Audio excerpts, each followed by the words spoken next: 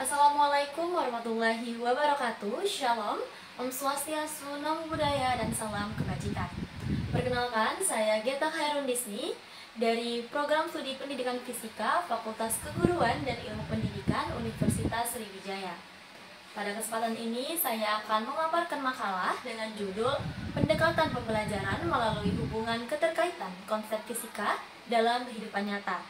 Yang akan saya paparkan pada kesempatan ini adalah abstrak, pendahuluan, metode penelitian, hasil dan pembahasan, serta kesimpulan. Tujuan dari ditulisnya makalah ini adalah untuk mengetahui keterkaitan konsep fisika dalam kehidupan nyata, untuk mengetahui apa saja peristiwa dalam kehidupan nyata yang berkaitan dengan konsep fisika pada materi yang dipelajari, serta untuk memahami bagaimana penerapan teori dengan kejadian di dunia nyata dan memahami konsep fisika itu secara langsung. Konsep fisika sendiri adalah suatu gejala yang menyatu pada objek, yang mana dalam mempelajari konsep fisika ialah sebuah usaha untuk membangun, memaknai, menggambarkan, dan menerapkannya. Selanjutnya adalah pendahuluan, yang mana latar belakangnya adalah pembelajaran fisika merupakan mata pelajaran yang mempelajari tentang gejala-gejala alam baik dari segi materi dan energinya, yang mana menggambarkan hal-hal yang bersifat kolektif.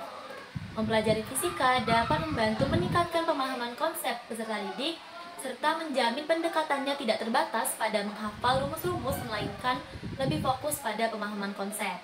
Dalam penerapannya, pembelajaran fisika seringkali siswa hanya menghafal fakta dan rumus dikarenakan pendekatan secara konvensional, yang mana guru lebih dominan dalam proses pembelajaran. Hal ini mengakibatkan konsep yang disampaikan tidak tersampaikan dengan baik dan menyebabkan miskonsepsi pada siswa sehingga siswa tidak mengetahui konsep dari materi yang dipelajari. Cara yang dapat dilakukan oleh pendidik agar tidak terjadi miskonsepsi dalam materi yaitu dengan mengambil pemahaman konsep pada kehidupan sehari-hari. Berikut ini adalah rumusan masalah, tujuan, serta manfaat kepenulisan makalah ini. Rancangan penulisan makalah ini, penulis menggunakan pendekatan kualitatif serta menggunakan metode kajian pustaka dengan mengumpulkan teori-teori dari berbagai sumber internasional maupun nasional yang digunakan sebagai materi dan rujukan dalam pembuatan makalah. Tahapan penulisan makalah ini sendiri diawali dengan mencari jurnal-jurnal sebelumnya dalam kurun waktu 5 tahun terakhir yang berkaitan dengan materi. Selanjutnya adalah hasil dan pembahasan. Yang pertama mengenai konsep fisika. Kartika Budi menjelaskan bahwa dalam fisika, konsep merujuk pada observasi, gejala, peristiwa, kondisi, ciri, atau hal-hal yang terkait dengan objek tertentu. Beberapa faktor internal yang diduga menjadi penyebab terjadinya salah satu konsepsi fisika meliputi tingkat kecerdasan, motivasi dalam memilih pembelajaran fisika, dan minat terhadap fisika itu sendiri. Di sisi lain, faktor-faktor eksternalnya meliputi kualitas dan jumlah materi yang diajarkan, metode evaluasi yang digunakan, serta fasilitas pembelajaran yang tersedia. Selanjutnya ada pemahaman konsep. Pada penelitian yang dilakukan oleh Reni pada tahun 2020 di Kabupaten Kerinci, ada 5 masalah dalam pembelajaran fisika. Yang pertama adalah fokus berlebihan pada matematika, kurangnya integrasi konsep fisika dalam kehidupan sehari-hari, pertanyaan yang meminta mengingat daripada memahami, ketergantungan pada hafalan, dan rendahnya pemahaman konsep siswa secara umum, yang bisa menyebabkan kesulitan dan terjadinya miskonsepsi. Pemahaman konseptual mengacu pada kemampuan siswa untuk memahami konsep fisika secara menyeluruh, terutama kemampuan menyampaikan makna fisika dan makna yang terkandung dalam konsep tersebut. Nah, kemampuan memahami konsep berdasarkan taksonomi Bloom yang direvisi oleh Anderson pada tahun 2001 meliputi interpretasi atau menafsirkan, exemplifying atau memberi ilustrasi, mengklasifikasikan, summarizing atau meringkas, kemudian menginferensi, comparing atau membandingkan, dan explaining atau menjelaskan. Selanjutnya adalah miskonsepsi. Miskonsepsi sendiri adalah kesalahan dalam pemahaman konsep, yang mana merupakan hasil dari pembentukan pemahaman awal yang tidak selaras atau berbeda dengan konsep ilmiah. Ketika pembelajaran tidak memperhitungkan pengetahuan awal, maka miskonsepsi yang dialami siswa dapat semakin rumit. Miskonsepsi merupakan kesalahan dasar yang memiliki dampak signifikan dalam proses pembelajaran. Pemahaman awal tentang fenomena dimulai sejak siswa belum memasuki lingkungan sekolah. Salah satunya adalah miskonsepsi pada hukum Newton 1. Hukum Newton 1 yang penyebutannya terbalik disebut hukum Newton 1, namun yang sebenarnya adalah hukum 1 Newton. Kemudian pemahaman tentang berat dan massa seringkali disamakan dalam satuan kilogram.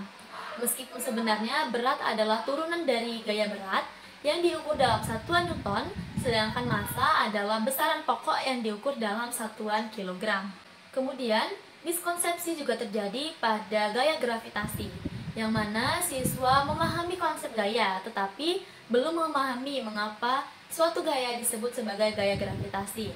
Kemudian, siswa belum memahami konsep gaya yang mengubah bentuk atau ukuran benda. Gaya gravitasi inilah yang memberi bobot pada benda di bumi. Selanjutnya adalah konsep fisika dalam kehidupan nyata. Hubungan konsep dan pembelajaran fisika dalam kehidupan nyata ternyata jauh lebih berpengaruh dalam pemahaman peserta didik. Terdapat beberapa contoh penerapan konsep fisika dalam kehidupan sehari-hari yang dapat memberikan pemahaman lebih mendalam kepada peserta didik tentang pentingnya mempelajari ilmu fisika. Berikut ini adalah beberapa contoh dari materi fisika jika dihubungkan dengan kehidupan nyata. Contohnya adalah pengukuran. Dalam kehidupan nyata, pengukuran adalah hal yang sangat melekat pada kegiatan sehari-hari karena setiap orang pernah melakukan kegiatan mengukur suatu benda.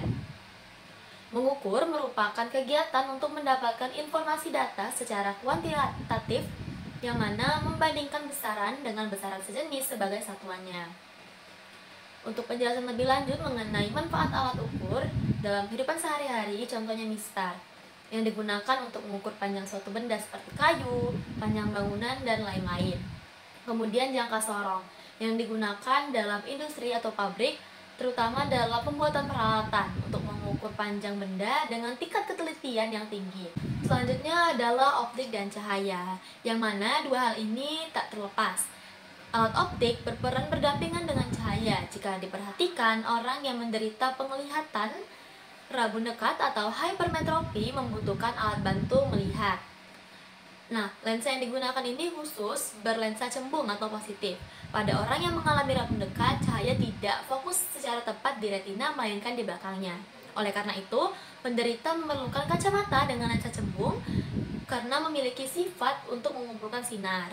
Sedangkan pada penderita rabun jauh atau miopi, lensa cekung sangat penting karena lensa cekung memiliki sifat untuk menyebarkan sinar. Alat optik sendiri adalah perangkat yang menggunakan lensa dan membutuhkan cahaya. Oleh karena itu, kita memerlukan bantuan alat optik untuk pembuatan kamera, lup, mikroskop, dan teropong. Kemudian adalah konsep fisika dalam materi dan perubahannya. Materi adalah segala sesuatu yang menepati massa dan menepati ruang, yang diukur dengan volume. Semua objek di alam semesta termasuk tubuh manusia adalah materi. Materi dapat berwujud dalam 3 bentuk utama, yaitu cair atau liquid, padat atau solid, dan gas.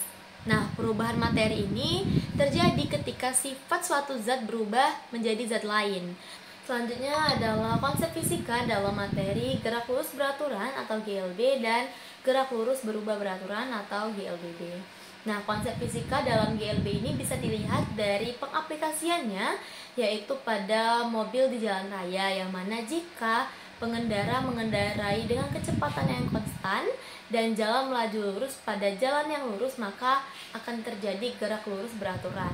Kemudian ada peristiwa kereta api, yang mana kereta api ini bergerak sepanjang lintasan lurus tanpa mengalami percepatan atau perlambatan. Sedangkan untuk GLBB sendiri, contoh penerapannya dalam kehidupan nyata itu seperti bola menggelinding di atas pasir, bola dilemparkan vertikal ke atas, bola menggelinding pada permukaan kasar, kemudian sebuah mobil yang berkendara di jalanan yang menanjak atau menukik, serta mobil yang memperlambat lajunya dengan mengerem serta menghentikan bola yang menggelinding. Nah, berkaitan dengan judul makalah mengenai pendekatan hubungan konsep fisika pada kehidupan sehari-hari, maka diperlukan model-model pembelajaran yang diterapkan agar peserta didik dapat menguasai secara betul mengenai konsep fisika pada materinya. Nah, salah satunya adalah model experiential learning, yang mana model ini mengaktifkan pembelajaran melalui pengalaman langsung atau tindakan untuk membangun pengetahuan dan keterampilan siswa. Dalam model ini, siswa diberdayakan untuk memperoleh pemahaman langsung tentang suatu kejadian, kemudian menganalisisnya secara bersama-sama untuk mencapai kesimpulan. Nah, kesimpulan inilah yang menjadi landasan bagi siswa dalam memahami kejadian-kejadian yang terkait dengan kejadian sebelumnya mengenai materi yang sedang dipelajari. Untuk kekurangan metode experiential learning ini, sebagaimana yang telah disampaikan oleh Kolb, adalah kompleksitas teorinya yang terlalu luas dan mungkin sulit untuk dipahami secara mudah oleh peserta didik. Sedangkan untuk kelebihannya, metode pembelajaran ini adalah dapat mencapai secara optimal melalui pengalaman langsung, kemudian memperbaiki dan mengasah kemampuan seseorang dalam mengatasi situasi yang tidak paham pada konsep, serta membantu dalam meningkatkan keterampilan perencanaan, pemecahan masalah, dan juga komunikasi. Kemudian adalah model conceptual learning. Nah, model pembelajaran pencapaian konsep ini juga dikenal adalah suatu strategi pembelajaran yang tujuannya untuk membantu peserta didik dalam memahami serta menguasai konsep-konsep yang diajarkan, termasuk penguasaan konsep-konsep dasarnya. Nah, dalam pembelajaran ini, fokus utamanya adalah pemahaman konsep yang mendalam dan memadai, bukan sekedar menghafal fakta-fakta atau informasi yang bersifat permukaan, yang mana peserta didik diajak untuk mengkonstruksi pemahaman mereka sendiri tentang konsep-konsep tersebut melalui proses aktif, berpikir kritis, dan eksplorasi. Untuk kelebihan dari model pembelajaran ini, yang pertama adalah pemahaman yang mendalam, yang mana model ini membantu siswa untuk paham konsep lebih dalam, bukan sekedar hafal fakta. Kemudian yang kedua adalah keterampilan berpikir kritis, yang mana model ini mendorong siswa untuk berpikir kritis, analisis informasi, membuat generalisasi, dan hubungan konsep. Yang ketiga adalah relevansi dunia nyata. Nah, model ini membantu siswa untuk menyambungkan konsep pelajaran dengan kehidupan nyata. Nah, untuk kekurangannya sendiri, model pembelajaran ini membutuhkan waktu yang sangat banyak karena fokusnya bukan cuma tentang penghafalan, tetapi tentang eksplorasi, konstruksi, dan juga penerapan konsep. Kemudian ada sumber daya yang terbatas. Nah, model ini membutuhkan sumber daya yang banyak seperti laboratorium, materi pembelajaran, dan juga teknologi. Kemudian ada tantangan bagi siswa yang berbeda. Model ini bisa susah bagi siswa yang latar belakangnya atau pemahamannya berbeda. Setelah memaparkan hasil pembahasan, maka dapat ditarik kesimpulan bahwa kemampuan pemahaman konsep merujuk pada kapasitas untuk memahami konsep fisika, termasuk kemampuan siswa dalam memberi makna atau arti fisis dari konsep tersebut. Di pembelajaran konsep fisika dilakukan dengan model experiential learning dan conceptual learning, yang mana model ini kan lebih memfokuskan peserta didik untuk aktif mengetahui konsep daripada menghafal. Kemudian bertujuan juga untuk peserta didik dalam memahami dan menguasai konsep-konsep materi yang dipelajari. Saya rasa itu saja yang dapat saya paparkan mengenai makalah dengan judul pendekatan pembelajaran melalui hubungan keterkaitan konsep fisika dalam kehidupan nyata. Saya akhiri, wassalamualaikum warahmatullahi wabarakatuh.